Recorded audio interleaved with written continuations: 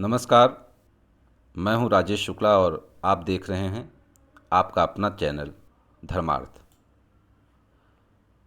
शिव पुराण विद्वेश्वर संहिता चौथा अध्याय। सनत कुमार व्यास संवाद। सूत जी कहते हैं, हे मुनियों, इस साधन का माहात्म्य बताते समय मैं एक प्राचीन वृत्तांत का वर्णन करूंगा, जिसे आप ध्यानपूर्वक सुने। बहुत पहले की बात है। पराशर मुनि के पुत्र मेरे गुरु व्यास देव जी सरस्वती नदी के तट पर तपस्या कर रहे थे। एक दिन सूर्य के समान तेजस्वी विमान से यात्रा करते हुए भगवान सनत कुमार वहां जा पहुंचे। मेरे गुरु ध्यान में मग्न थे। जागने पर अपने सामने सनत कुमार जी को देखकर वे बड़ी तेजी से उठे और उनके चरणों का स्पर्श कर उन्हें अर्घ्य देकर योग्य आसन पर विराजमान किया। प्रसन्न होकर सनत कुमार जी गंभीर वाणी में बोले, मुनि, तुम सत्य का चिंतन करो। सत्य तत्व का चिंतन ही श्रेय प्राप्ति का मार्ग है। इसी से कल्याण का मार्ग प्रशस्त होता है। यही कल्याणकारी है। यह जब जीवन में आ जाता है तो सब सुंदर हो जाता है। सत्य का अर्थ है सदैव रहने वाला। इस काल का कोई प्रभाव नहीं पड़ता। यह सदा एक समान रहता है। सनत कुमार जी ने महर्षि व्यास को आगे समझाते हुए कहा, महर्षि, सत्य पदार्थ भगवान शिव ही हैं। भगवान शंकर का श्रवण, कीर्तन और मनन ही उन्हें प्राप्त करने के सर्वश्रेष्ठ साधन हैं। पूर्व काल में मैं दूसरे अनेकानेक साधनों के भ्रम में पड़ा घूमता हुआ तपस्या करने मदरांचल पर जा पहुंचा। कुछ समय बाद महेश्वर शिव की आज्ञा से सबके साक्षी तथा शिवगणों के स्वामी नंदिकेश्वर वहां आए और स्नेहपूर्वक मुक्ति का साधन बताते हुए बोले, भगवान शंकर का श्रवण, कीर्तन और मनन ही मुक्ति का स्रोत है। यह बात मुझे स्वयं देवाधिदेव भगवान शिव ने बताई है। अतः तुम इन्हीं साधनों का अनुष्ठान करो। व्यास जी ऐसा कहकर अनुगामियों सहित सनत कुमार ब्रह्मधाम को चले गए। इस प्रकार उस उत्तम वृत्तांत का संक्षेप में मैंने वर्णन किया है।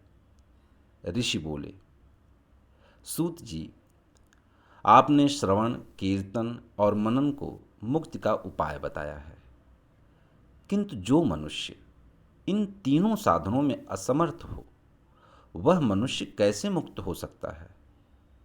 किस कर्म के द्वारा बिना यत्न के ही मोक्ष मिल सकता है? 5वां अध्याय, शिवलिंग का रहस्य एवं महत्व। सूत जी कहते हैं, हे शौनक जी, श्रवण, कीर्तन और मनन जैसे साधनों को करना प्रत्येक के लिए सुगम नहीं है। इसके लिए योग्य गुरु और आचार्य चाहिए। गुरुमुख से सुनी गई वाणी मन की शंकाओं को दग्ध करती है। गुरुमुख से सुने शिव तत्व द्वारा शिव के रूप स्वरूप के दर्शन और गुणानुवाद में रसानुभूति होती है। तभी भक्त कीर्तन कर पाता है। यदि ऐसा कर पाना संभव न हो तो मोक्षार्थी को चाहिए कि वह भगवान शंकर के लिंग एवं मूर्ति की स्थापना करके रोज उनकी पूजा करे। इसे अपनाकर वह इस संसार सागर से पार हो सकता है। संसार सागर से पार होने के लिए इस तरह की पूजा आसानी से भक्तिपूर्वक की जा सकती है। अपनी शक्ति एवं सामर्थ्य के अनुसार धन राशि से शिवलिंग या शिव मूर्ति की स्थापना कर भक्तिभाव से उसकी पूजा करनी चाहिए। मंडप, गोपुर, तीर्थ, मठ एवं क्षेत्र की स्थापना कर उत्सव का आयोजन करना चाहिए तथा पुष्प, धूप, वस्त्र, गंध, दीप तथा पुआ और तरह तरह के भोज नैवेद्य के रूप में अर्पित करने चाहिए। श्री शिव जी ब्रह्म रूप और निष्कल अर्थात कला रहित भी हैं और कला सहित भी हैं। मनुष्य इन दोनों स्वरूपों की पूजा करते हैं। शंकर जी को ही ब्रह्म पदवी भी प्राप्त है। कलापूर्ण भगवान शिव की मूर्ति पूजा भी मनुष्यों द्वारा की जाती है और वेदों ने भी इस तरह की पूजा की आज्ञा प्रदान की है। सनत कुमार जी ने पूछा, हे नंदिकेश्वर, पूर्व काल में उत्पन्न हुए लिंग बेर अर्थात मूर्ति की उत्पत्ति के संबंध में आप हमें विस्तार से बताइए। नंदिकेश्वर ने बताया, मुनीश्वर, प्राचीन काल में एक बार ब्रह्मा और विष्णु के मध्य युद्ध हुआ तो उनके बीच स्तंभ रूप में शिवजी प्रकट हो गए। इस प्रकार उन्होंने पृथ्वी लोक का संरक्षण किया। उसी दिन से महादेव जी का लिंग के साथ साथ मूर्ति पूजन भी जगत में प्रचलित हो गया। अन्य देवताओं की साकार अर्थात मूर्ति पूजा होने लगी, जो कि अभीष्ट फल प्रदान करने वाली थी। परंतु शिव जी के लिंग और मूर्ति दोनों रूप ही पूजनीय हैं। छठा अध्याय, ब्रह्मा विष्णु युद्ध। नंदिकेश्वर बोले, पूर्व काल में श्री विष्णु अपनी पत्नी श्री लक्ष्मी जी के साथ शेष शैया पर शयन कर रहे थे। तब एक बार ब्रह्मा जी वहां पहुंचे और विष्णु जी को पुत्र कहकर पुकारने लगे, पुत्र उठो, मैं तुम्हारा ईश्वर तुम्हारे सामने खड़ा हूं। यह सुनकर विष्णु जी को क्रोध आ गया। फिर भी शांत रहते हुए वे बोले, पुत्र, तुम्हारा कल्याण हो। कहो, अपने पिता के पास कैसे आना हुआ? यह सुनकर ब्रह्मा जी कहने लगे, मैं तुम्हारा रक्षक हूं, सारे जगत का पितामह हूं, सारा जगत मुझ में निवास करता है। तुम मेरी नाभि कमल से प्रकट होकर मुझसे ऐसी बातें कर रहा है? इस प्रकार दोनों में विवाद होने लगा। तब वे दोनों अपने को प्रभु कहते कहते एक दूसरे का वध करने को तैयार हो गए। हंस और गरुड़ पर बैठे दोनों परस्पर युद्ध करने लगे।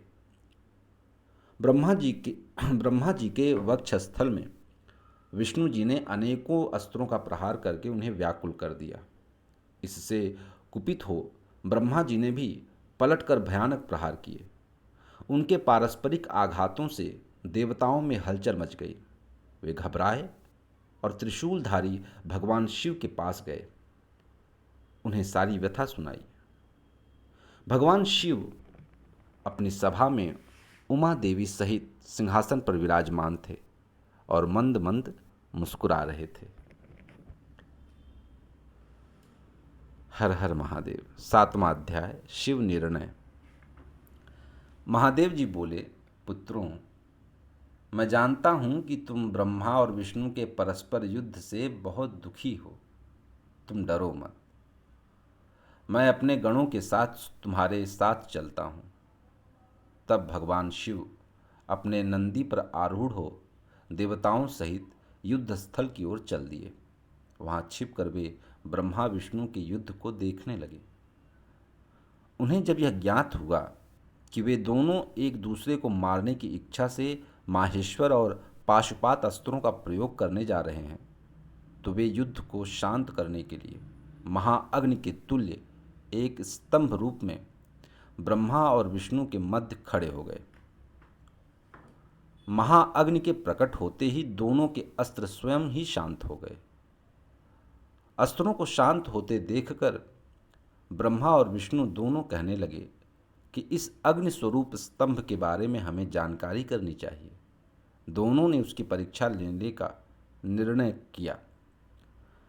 भगवान विष्णु ने शूकर रूप धारण किया और उसको देखने के लिए नीचे धरती में चले गए। ब्रह्मा जी हंस का रूप धारण करके ऊपर की ओर चल गए। पाताल में बहुत नीचे जाने पर भी विष्णु जी को स्तंभ का अंत नहीं मिला, अतः वे वापस चले आए। ब्रह्मा जी ने आकाश में जाकर केतकी का फूल देखा। वे उस फूल को लेकर विष्णु जी के पास गए। विष्णु ने उनके चरण पकड़ लिए। ब्रह्मा जी के छल को देखकर भगवान शिव प्रकट हुए। विष्णु जी की महानता से शिव प्रसन्न होकर बोले, हे विष्णु जी, आप सत्य बोलते हैं, अतः मैं आपको अपनी समानता का अधिकार देता हूँ। हर हर महादेव। 8वां अध्याय। ब्रह्मा का अभिमान भंग। नंदिकेश्वर बोले कि महादेव जी ब्रह्मा जी के छल पर अत्यंत क्रोधित हुए। उन्होंने अपने त्रिनेत्र से, जो कि उनकी तीसरी आंख है, से भैरव को प्रकट किया और उन्हें आज्ञा दी कि वह तलवार से ब्रह्मा जी को दंड दें। आज्ञा पाते ही भैरव ने ब्रह्मा जी के बाल पकड़ लिए और उनका 5वां सिर काट दिया। ब्रह्मा जी डर के मारे कांपने लगे। उन्होंने भैरव के चरण पकड़ लिए तथा क्षमा मांगने लगे। इसे देखकर श्री विष्णु ने भगवान शिव से प्रार्थना की कि आपकी कृपा से ही ब्रह्मा जी को 5वां सिर मिला था, अतः आप इन्हें क्षमा कर दें। तब शिव जी की आज्ञा पाकर ब्रह्मा को भैरव ने छोड़ दिया। शिव जी ने कहा, तुमने प्रतिष्ठा और ईश्वरत्व को दिखाने के लिए छल किया है, इसलिए मैं तुम्हें श्राप देता हूँ कि तुम सत्कार, स्थान व उत्सव से विहीन रहोगे। ब्रह्मा जी को अपनी गलती का पछतावा हो चुका था। उन्होंने भगवान शिव के चरण पकड़कर क्षमा मांगी और निवेदन किया कि वे उनका 5वां सिर पुनः प्रदान करें। महादेव जी ने कहा, जगत की स्थिति को बिगड़ने से बचाने के लिए पापी को दंड अवश्य देना चाहिए, ताकि लोक मर्यादा बनी रहे। मैं तुम्हें वरदान देता हूँ कि तुम गणों के आचार्य कहलाओगे और तुम्हारे बिना यज्ञ पूर्ण न होंगे। फिर उन्होंने केतकी के पुष्प से कहा, अरे दुष्ट केतकी के पुष्प, अब तू मेरी पूजा के अयोग्य रहोगे। तब केतकी पुष्प बहुत दुखी हुआ और उनके चरणों में गिरकर माफी मांगने लगा। तब महादेव जी ने कहा, मेरा वचन तो झूठा नहीं हो सकता, इसलिए तू मेरे भक्तों के योग्य होगा। इस प्रकार तेरा जन्म सफल हो जाएगा। अध्याय 9वां। लिंग पूजन का महत्व। नंदिकेश्वर कहते हैं, ब्रह्मा और विष्णु भगवान शिव को प्रणाम कर चुपचाप उनके दाएं बाएं भाग में खड़े हो गए। उन्होंने पूजनीय महादेव जी को श्रेष्ठ आसन पर बैठाकर पवित्र वस्तुओं से उनका पूजन किया। दीर्घकाल तक स्थिर रहने वाली वस्तुओं को पुष्प वस्तु तथा अल्पकाल तक टिकने वाली वस्तुओं को प्राकृत वस्तु कहते हैं।